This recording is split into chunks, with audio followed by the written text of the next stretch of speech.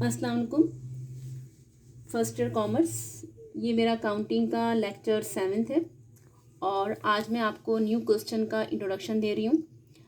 अब तक जो कैश बुक मैंने आपको करवाई है उसमें आपका होमवर्क यह है कि आपको 5 ईयर पेपर से या XYZ कहीं से भी आपको वो और क्वेश्चन करने हैं। एयर के कर लीजिए ताकि मुझसे पूछने में आसानी हो। वो काम आपका जितने भी क्वेश्चन मैंने करवाए आपको और करने हैं, लेकिन मैं आपको न्यू क्वेश्चन करवा रही हूँ जिसका नाम है petty cash book. Patty cash book जो है आपने जो सीखी है उसको कहते हैं कैश बुक, और ये है petty cash book. Patty cash book से थोड़ी सी डिफरेंट होती है, और आपके जो पेपर में या तो कैश बुक आती है या तो पैटी कैश बुक आती है। लेकिन मैंने 5 ईयर्स पेपर में देखा है 90% आपकी कैश बुक आती है, इसलिए वो क्वेश्चन मैंने पहले करवाया। और जब कैश बुक नहीं आती तो पैटी कैश बुक भी आपको 100% आना चाहिए। हो सकता है आपकी दफ़ा में कि पैटी कैश बुक भी आ जाए, लेकिन आपको तैयारी दोनों की करनी है। तो पैटी कैश बुक आज इंट्रोडक्शन जो इंट्रोडक्शन दूंगी मैं आज पैटी कैश बुक का।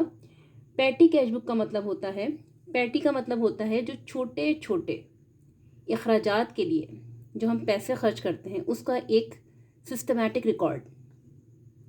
जो कौन बनाता है? Petty cash book petty cashier बनाता है।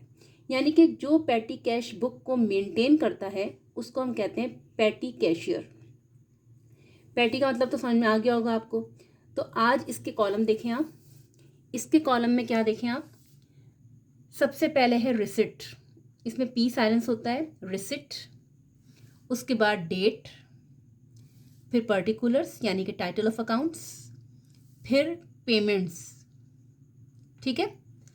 उसके बाद बेटा इसके जो पैटी कैश बुक के जो कॉलम है यहाँ तक तो पेमेंट तक तो फिक्स है, यानी कि रिसिट भी होगी, डेट भी होगी, पर्टिकुलर्स भी होंगे, पेमेंट भी होगी। उसके बाद जितने भी कॉलम हैं यहाँ पर लिखा हुआ है CON यानी कि कन्वेंस, फिर लिखा है ENTR यानी इंटरटेनमेंट, मैंने इसका शॉर्ट लिखा हुआ है, फिर लिखा है पोस्टेज, मैंने पूरा लिखा हुआ है, फिर लिखा हुआ है ट्रांसपोर्टेशन, उसके बाद सन्ड्रीज। तो बेटा पेमेंट तक तो हर वक्त यानी कि पैटी कैश बुक में आपको ये कॉलम बनाने ही बनाने हैं। कन्वेंस, इंटरटेनमेंट, पोस्टेज, ये जब मैं क्वेश्चन सॉल्व करूँगी तो उसमें जो जो नाम आएंगे पैटी कैश बुक में, ये छोटे मोटे जो अखराजात जो भी आपने किए होंगे उसका हर खर्चे का एक अलग कॉलम बनाना है। तो जितने भी आपके नाम आएंगे बुक में, बुक का मतलब क्या हो गया? वो क्वेश्चन में जो आपके आएंगे उसके लिहाज से बनाना होगा।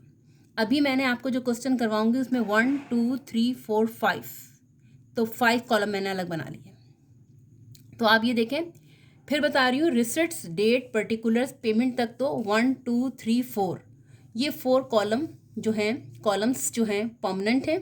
उसके बाद ये डिपेंड करेगा आपके पेमेंट के बाद, डिपेंड करेगा कि आपके क्वेश्चन में क्या क्या कहा जा रहा है, किस किस के कॉलम बनाने हैं। तो जब मैं क्वेश्चन कराऊंगी तो आपको समझ में आ जाएगा। अब आप ये देखें एक चीज़ और, रिसिट्स जो लिखा हुआ है उसको हम डेबिट कहते हैं। ठीक है। यानी कि इस पैटी कैश बुक में भी सिर्फ कैश की बात होगी, कैश बुक की तरह, लेकिन कैश बुक में हम बड़े बड़े खर्चे, बड़ी बड़ी पेमेंट भी रिकॉर्ड करते हैं। पैटी कैश बुक में हम छोटे मोटे खर्चे नोट करेंगे जो कि पैटी कैशियर करेगा। पैटी कैशियर मतलब एक बंदा जो आप इस काम के लिए बिठाया जाएगा उसको हम पैटी कैशियर कहेंगे। तो रिसिट जो होती है बेटा, इसको हम कहते हैं डेबिट साइड, यानी कि यहाँ पर मैं वो लिखूंगी जो मैं जितना मैं पैटी कैशियर को दूंगी, यानी कितना पैसा उसको खर्चा करना है वो यहाँ लिखेंगे। यानी कैश जब डेबिट में होता है इसको, इसका मतलब ये है कि अभी मेरे पास है, एसेट से। डेट, किस वक्त दिया आप मैंने उसको पैसा। पर्टिकुलर्स का मतलब है रीज़न कि मैंने उसको पैसा क्यों दिया, या पैटी कैश फंड लिख देंगे। पेमेंट का मतलब क्या? पेमेंट के कॉलम में आप क्रेडिट लिखेंगी। जिस तरह रिसिट में आपने डेबिट लिखा है इस तरह पेमेंट में आप क्रेडिट लिखेंगी। वजह, पेमेंट जब हम करते हैं कैश की तो इसका मतलब है आपका कैश यानी एसेट डिक्रीज हो रहा है। तो रिसिट में डेबिट, पेमेंट में क्रेडिट। डेट और पर्टिकुलर्स में डेट, पर्टिकुलर्स ये तो आपको पता ही है। उसके बाद यहाँ से 1 2 3 4 5 कॉलम है अभी आपकी जो मैं क्वेश्चन कराऊंगी। हो सकता है आपके 4 कॉलम हो सकता है आपके 3 कॉलम हो सकता है आपके इससे भी ज़्यादा हो, इससे भी कम हो। तो आप पेमेंट तक तो आप इस कॉलम को अच्छी तरह समझ लीजिए। आज का लेक्चर मैं इतना ही शॉर्ट रख रही हूँ ताकि आप कॉलम देख लीजिए, और जब मैं क्वेश्चन कराऊंगी तो आपको फिर और समझ में आ जाएगा। तो ठीक है, ओके, अल्लाह हाफिज़।